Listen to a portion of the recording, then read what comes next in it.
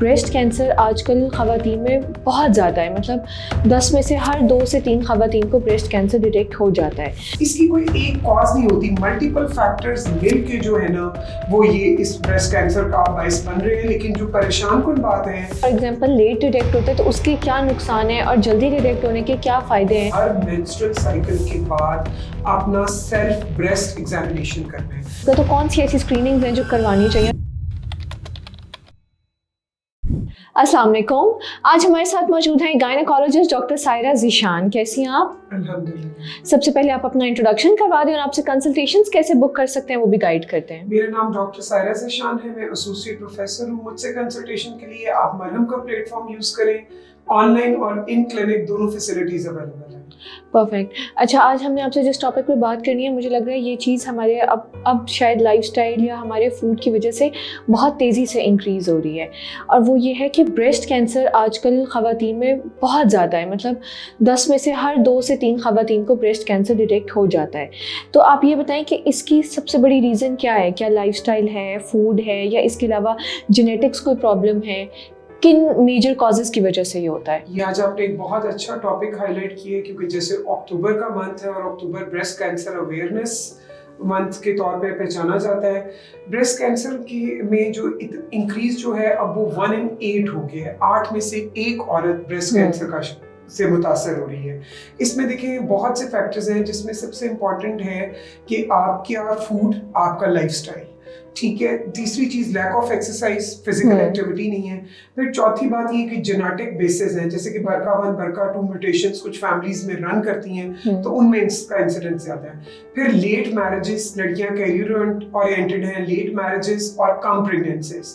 फिर breast feeding का रुझान बिल्कुल नहीं है कि ब्रेस्ट फीडिंग नहीं कराई जाती।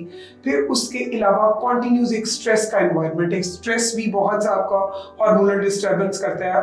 ओबेसिटी, वजन का बहुत ज्यादा बढ़ना, जो कि बहुत ज्यादा कॉमन है हमारी बच्चियों में, PCOS, और उसमें उनमें बाद में जाके किसी भी वजह से कोई ओबीस है तो इसका रिस्क बढ़ जाता है। इसकी कोई एक कॉज नहीं होती, मल्टीपल फैक्टर्स मिलके जो है ना वो ये इस ब्रेस्ट कैंसर का बायस बन रहे हैं। लेकिन जो परेशान कुन बात है कि ये बहुत तेजी से बढ़ रहा है और यंग वुमेन में भी बढ़ रहा है। ऑलराइट। अच्छा, तो इसमें मतलब कुछ लोगों में ये जल्दी डिटेक्ट हो जाता है, कुछ लोगों में लेट डिटेक्ट होता है।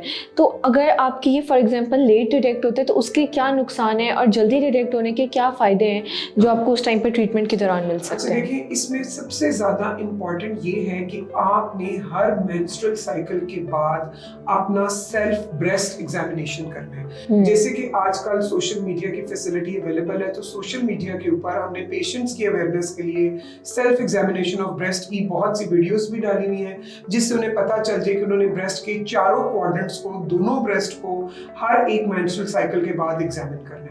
इसके अलावा वो लोग जो हाई रिस्क हैं, जिनकी फैमिली में, फैमिली का मतलब ये उनकी मदर को, नानी को, खाला को, फूफो को ब्रेस्ट या ओवेरियन कैंसर की हिस्ट्री है, तो वो फिर अर्ली अपना एक 6 मंथली एनुअल एक डॉक्टर से भी अपना चेकअप कराएं कि अगर वो कोई चीज को खुद मिस कर रही है तो वो पिक हो जाए। या उनमें हमारा स्क्रीनिंग प्रोग्राम्स अवेलेबल है, जिसमें मैमोग्राफी आती है और बहुत सी जगह पे अब ये फैसिलिटी फ्री भी अवेलेबल है, तो वो कराएं।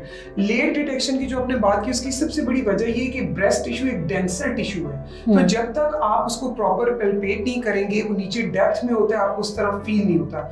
इसलिए हम बार बार अक्टूबर के मंथ में इस चीज को प्रमोट कर रहे हैं कि आप इसको फील करें, इसको फाइंड करें और इससे फाइट करें, और अर्ली डिटेक्शन बहुत सी लाइफ्स को सेव कर सकता है। ऑलराइट। जैसे कि अभी आपने कहा कि कुछ चेकअप्स हैं या कुछ स्क्रीनिंग्स हैं जो करवानी चाहिए, अगर आप वो गाइड कर दें कि अंडर 40 इयर्स ऐसी कौन सी स्क्रीनिंग्स हैं जो एज अ लड़की भी, अगर आपको ये लगता है कि अभी आप बहुत यंग हैं और आप में नहीं हो सकता, तो कौन सी ऐसी स्क्रीनिंग्स हैं जो करवानी चाहिए और कितना रूटीन चेकअप होना चाहिए? ब्रेस्ट कैंसर का रूटीन स्क्रीनिंग प्रोग्राम है, वो सेल्फ एग्जामिनेशन उसमें है, और दूसरी बात स्क्रीनिंग के लिए आप मैमोग्राफी है, ठीक है। उसके अलावा जो हाई रिस्क पेशेंट्स हैं उनके लिए तो फिर अब जेनेटिक टेस्टिंग भी हम करते हैं, लेकिन ये individual patient to patient vary करता है।